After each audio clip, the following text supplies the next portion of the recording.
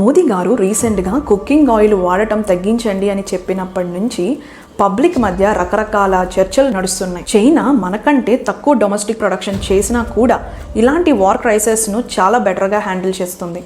అయితే దీనికి అసలు కారణం మన ప్రభుత్వం ముందే అలర్ట్గా లేకపోవడమా? పాలసీ ప్లానింగ్లో లోపాలు ఉన్నాయా? Let's analyse data and facts. Hi, this is Navatha. Welcome to national diaries.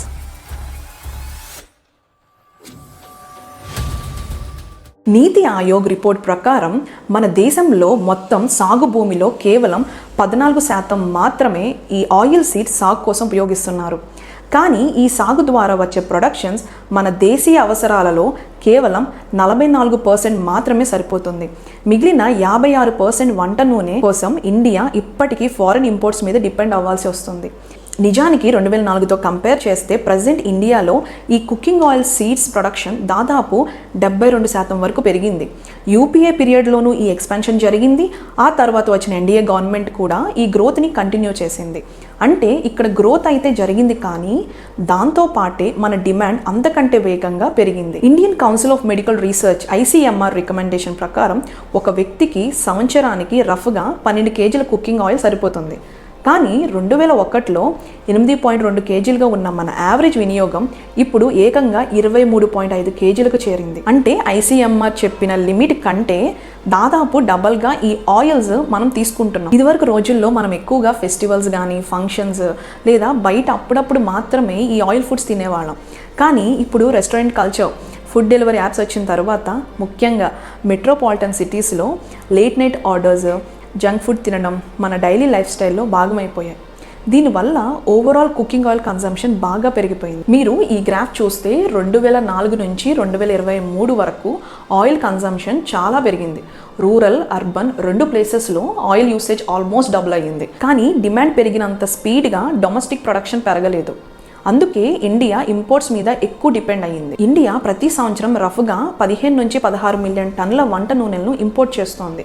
దీనికోసం దాదాపు 18 నుంచి 19 బిలియన్ డాలర్స్, అంటే మన ఇండియా కరెన్సీ ప్రకారము 1.5 నుంచి 1.6 lakhs crores వరకు ఫారెన్ ఎక్స్చేంజ్ బయటకు వెళ్తుంది. కరెంట్ అకౌంట్ డెఫిసిట్ ఇంక్రీజ్కి వన్ ఆఫ్ ద రీజన్స్ అవుతుంది. అయితే ప్రీవియస్ గవర్నమెంట్ ఆర్ ప్రజెంట్ గవర్నమెంట్కి ఈ సీడ్ ఆయిల్ ప్రొడక్షన్ను పెంచడం కొంచెం ఛాలెంజింగ్గానే మారింది.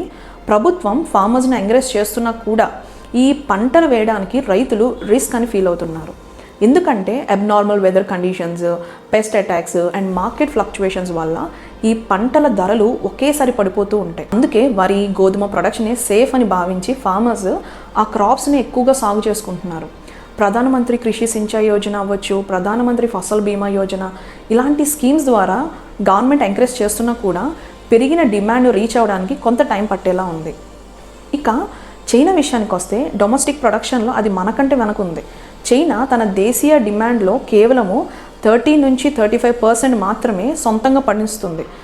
మిగిలింది ఇంపోర్ట్ మీద డిపెండ్ అవుతుంది. కానీ ప్రజెంట్ చైనా సేఫ్ సైడ్లో ఉండడానికి మెయిన్ రీజన్ ఏంటంటే అది డైరెక్ట్గా రా మెటీరియల్ని ఇంపోర్ట్ చేసుకుని తన ఓన్ రిఫైనరీస్ ద్వారా ఆయిల్ ప్రొడక్షన్ చేసుకుంటుంది. చైనాతో కంపేర్ చేస్తే మన ఈ ఇన్ఫ్రాస్ట్రక్చర్ నెట్వర్క్లో వెనకపడ్డాం. బికాజ్ మన దగ్గర ఆయిల్ సీడ్ ప్రొడ్యూస్ చేసిన తర్వాత వాటిని రిఫైన్ చేయడం దగ్గర నుంచి ట్రాన్స్పోర్టేషన్, సప్లై చైన్ దాకా అయ్యే కాస్ట్ చాలా హైగా ఉంటుంది. ఈ కాస్ట్ కంటే బయట నుంచి ఇంపోర్ట్ చేసుకునే పామ్ ఆయిల్ చాలా చీప్గా దొరుకుతుంది.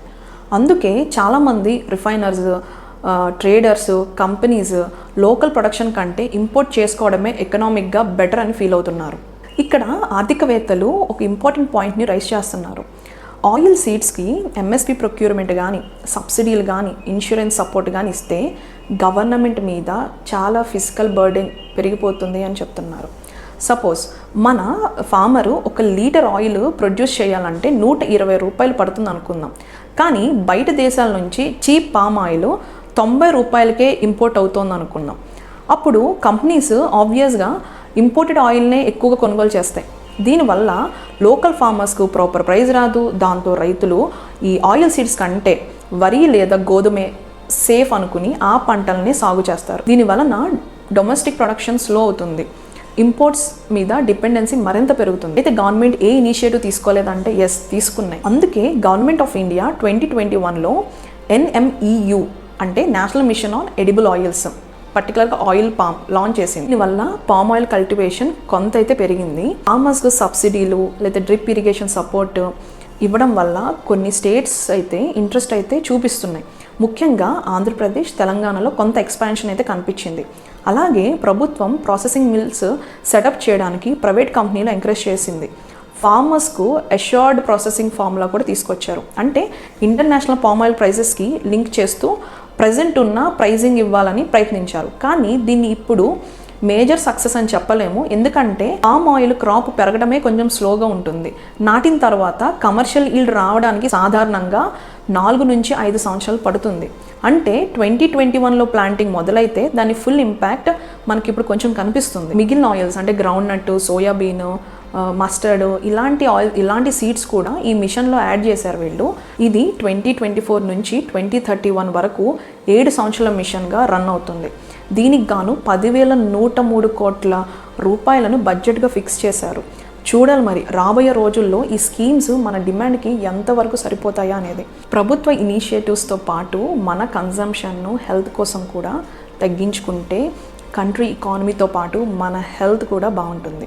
2 బెనిఫిట్స్ అవుతాయి. Thank you. జై హింద్. మీ ఒపీనియన్స్ని కమెంట్స్లో చెప్పండి.